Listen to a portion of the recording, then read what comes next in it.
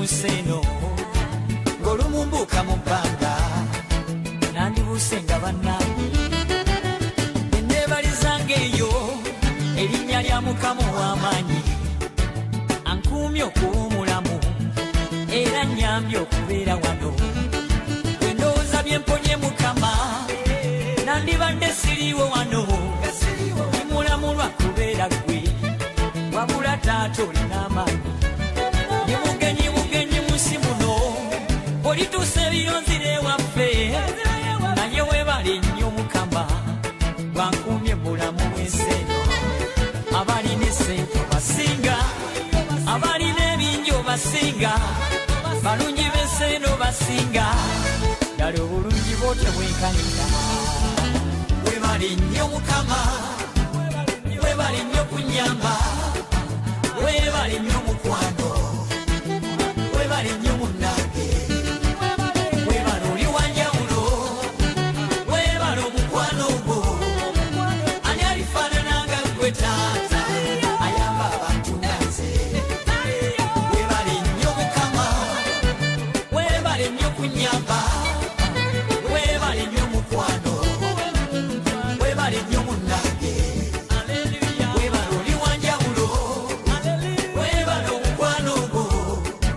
ani alifaanana nga ggwe taata ayamba abantu nga nze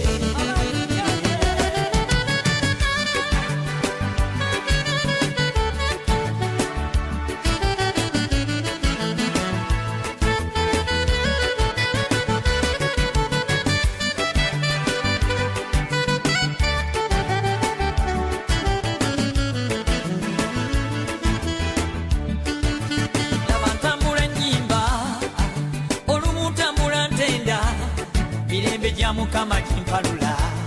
amaanyi ga Yesu ganzijula nze kati sikyakaaba nawumula sikyasinda simalwa mu bintu bya nsi eno kuba bisigala mu nsi muno kale okaabira kyabange olw'okubanga tolina mmotoka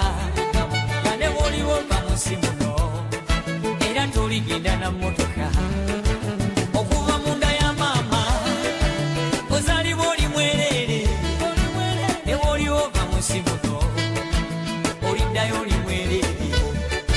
kale byampuna abange byonna bintu bya nsi eno obulamu buukira essente